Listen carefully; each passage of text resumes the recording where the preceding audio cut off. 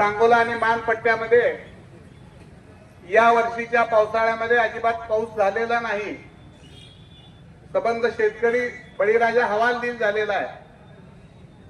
पिण्याच्या पाण्याचं, जनावरांच्या चाऱ्याचं मोठं संकट आपल्या तालुक्यावर उभारलेलं आहे। आणि अशा परिस्थितीमध्ये कृष्णा, कोयना वरच्या सगळ्या नद्या त्या अतिवृष्टीमुळे मोठ्या प्रमाणावर वाहू लागलेल्या आहेत। अशा परिस्थितीमध्ये हे वाहून जाणारं पाणी आपल्या तालुक्यातल्या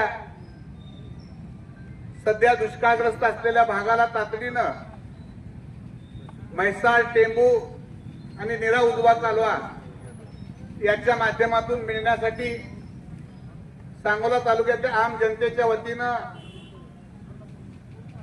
या ठिकाणी आपल्या तालुक्याच्या कर्तव्यदक्ष तहसीलदार मॅडम येणार देण्यासाठी या ठिकाणी आम्ही आज या ठिकाणी उपस्थित आहोत। मी या निवेदनाच्या माध्यमातून पहिल्यांदा या तालुक्यातील एमएससीबीच्या अधिकाऱ्यांचं मनापासून अभिनंदन करणार आहे, त्यांचा आभार मानणार आहे की गेली सातत्यानं 6 महिन्यापासून आमचा बळीराजा विजेच्या अनियमित पुरवठ्यामुळे भरडून गेला होता। असंच आम्ही सगळे शेतकरी गेलो, त्याला विनंती केली, काही बाबी शेतकऱ्याला समजावून सांगितल्या, काही बाबी एमएससीबीला समजावून सांगितल्या आणि आज तालुक्यामध्ये एमएससीबीच्या बाबतीमध्ये बऱ्यापैकी शेतकऱ्यांना पुरेशी वीज 8 तास का होईना मिळायला लागलेली आहे। राज्य सरकारच्या पाटबंधारे खात्याच्या मंत्र्यांना मी परवा मुंबईला भेटून सांगितलं होतं की हे पुराचं पाणी आमच्या सांगोला तालुक्यातल्या दुष्काळग्रस्त भागातल्या जनतेला देण्याची व्यवस्था आपण या 3 योजनांच्या माध्यमातून करावी। त्यांनी तातडीनं खाली संदेश दिला आणि हे पाणी म्हैसाळ, टेंबू आणि निरा या उजवा कालव्यातून सुरू झालेला आहे। परंतु या निमित्तानं मी आदरणीय तहसीलदार मॅडमना विनंती करणार आहे की आपल्याला तालुक्याची सगळी परिस्थिती माहिती आहे। आज कोळा भागामध्ये आपण गेल्यानंतर जुजारपूर असेल, खाली पाचेगाव असेल, मानेगाव, निजामपूर, हनुमंतगाव या सगळ्या परिसरामध्ये पिण्याला, जनावरांच्या पाण्यासाठी, माणसाच्या पिण्याचं पाणी हे सगळे स्तोत्र आटलेले आहेत। म्हैसाळचं मिळणारं पाणी आहे गिरडी भागाला, पारळ, डिक्सळ, नैरा, हंगिरगा, खाली पेटशिंगी, आलेगाव पर्यंत। त्याचबरोबर कोरडा नदीमध्ये पाणी सोडलं पाहिजे। मान नदीमध्ये मागच्या वेळेला पाणी सोडलं आणि अर्धीच नदी भरली आणि ते पाणी पुन्हा थांबवलं। त्याचबरोबर आपला वरचा जो भाग आहे मौद भाग, आज या ठिकाणी सगळी खवासपूर, लोटेवाडी, आसकदानी याही परिसरातली सगळी मंडळी आहेत। मी सगळ्याच गावची नावं घेत नाही, परंतु तालुक्यातल्या सगळ्याच परिसरामध्ये पाण्याची तीव्र टंचाई निर्माण झालेली आहे। आणि म्हणून मी आपल्या सगळ्यांच्या वतीनं, तालुक्यातल्या आम जनतेच्या वतीनं आदरणीय तहसीलदार मॅडमला एक विनंती करणार आहे की या टेंबू असेल, म्हैसाळ असेल, निरा उजवा कालवा असेल, या सगळ्या अधिकाऱ्यांची उद्या त्याला तातडीनं तुम्ही बैठक घेऊन, पाणी सध्या सुरू आहे परंतु हे पाणी कोरडा नदीमध्ये असेल, मान नदीमध्ये असेल, ओढ्या नाल्याला असेल, या ठिकाणी तातडीनं सोडून या तालुक्यातल्या बळीराजाची तहान भागवण्याचं काम आपण या ठिकाणी करावं।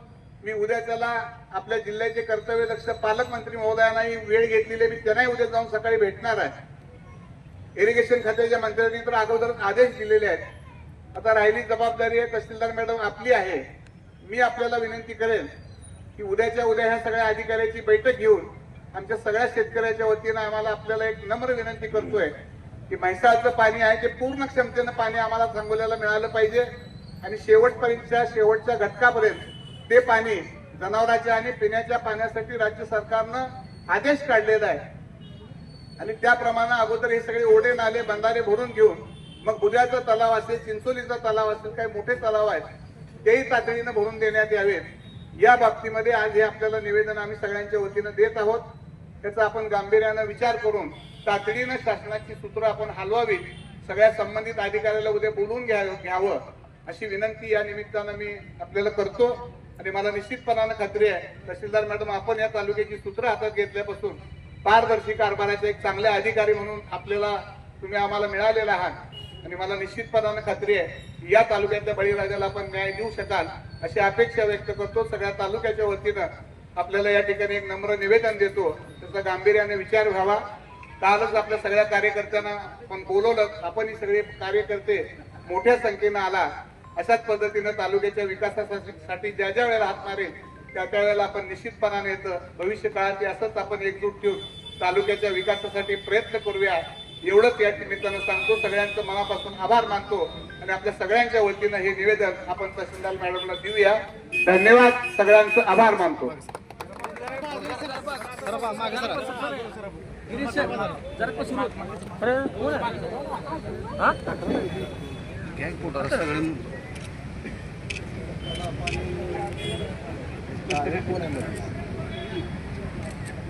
पाऊस